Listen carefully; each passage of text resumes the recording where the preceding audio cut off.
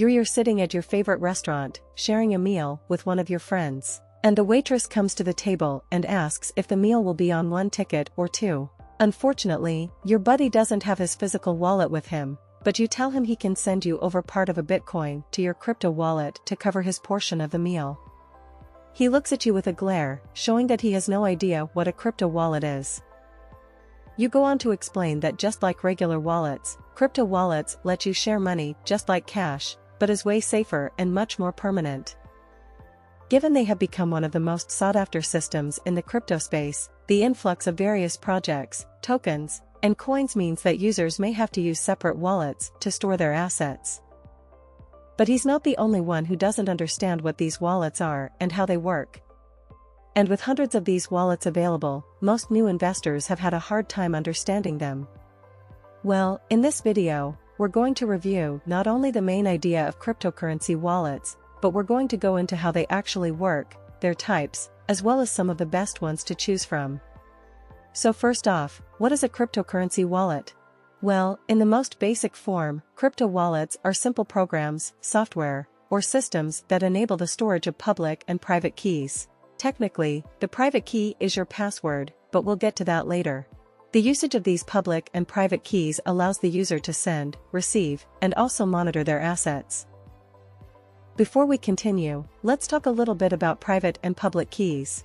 So, whenever you have a wallet, you actually have two keys.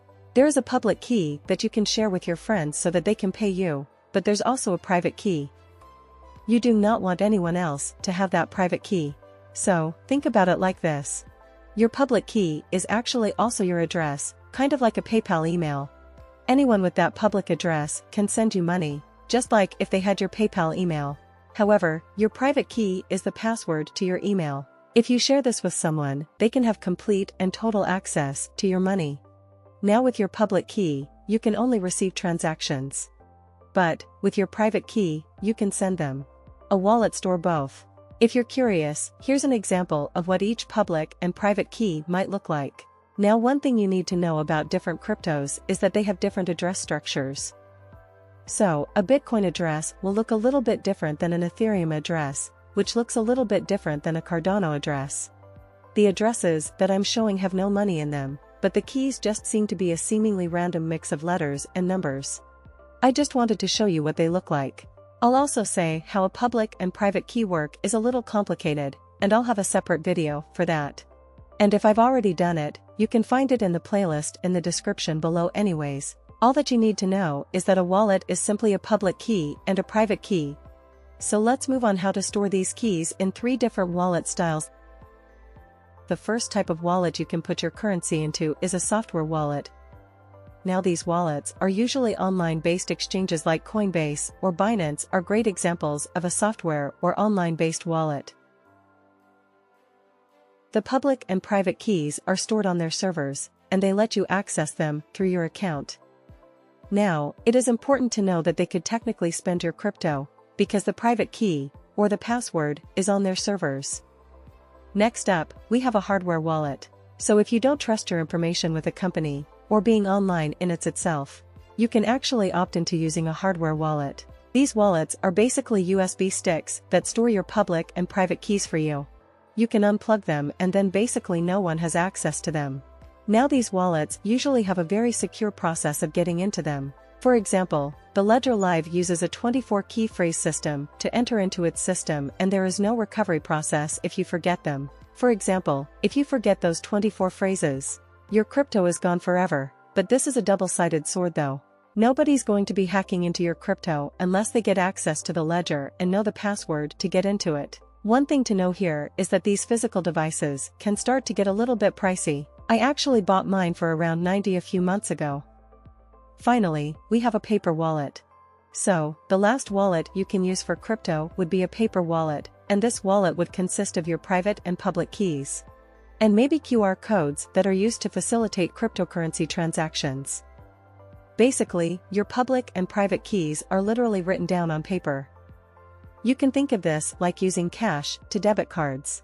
However, one of the largest problems with this method is the ability to lose or destroy the piece of paper if on purpose or by accident. This is the most secure way to store your crypto, but it's also the least practical, which means you should really only use this if you have a large sum of money that you want to protect but do not access it very often because you'd be typing in that private key every time you want to make a transaction. And as we near the end of this video, I want to ask the question, are crypto wallets secure? So, another thing you need to know about wallets is that we classify them into two categories, hot and cold. A hot wallet is one that is connected to the internet, whether it's through another company or your own computer, and it can be accessed online or through an application. A cold wallet, on the other hand, is one that has to be connected to a computer like the USB method or having it written down on paper. We call these offline wallets. So now that we know these two basic types, we can discuss if they are secure. If you're using a hot wallet, it'll always be vulnerable to online attacks, and hackers are always trying to find the best new way to access a system. Once your private key is public, you can practically kiss your Bitcoin goodbye. However, if you're using a cold wallet, the biggest vulnerability is either losing it or forgetting the passphrase. It really depends on the applications. For example, if you're mining crypto and you want to immediately send that crypto somewhere, you can use a wallet like Coinbase. But if you're investing hundreds of thousands of dollars, you may want to invest in a Ledger Live. That way you can unplug the USB and ensure that no hackers can get access to your private keys. I hope you guys have really enjoyed this video. It was kind of a shorter one, but we know that it'll help some people out there. We put a lot of work into these videos, and if you want to reward that work, you can click the like button and subscribe to our channel for more videos in this fashion. Again, thank you so much for watching, and we hope to see you in the next video.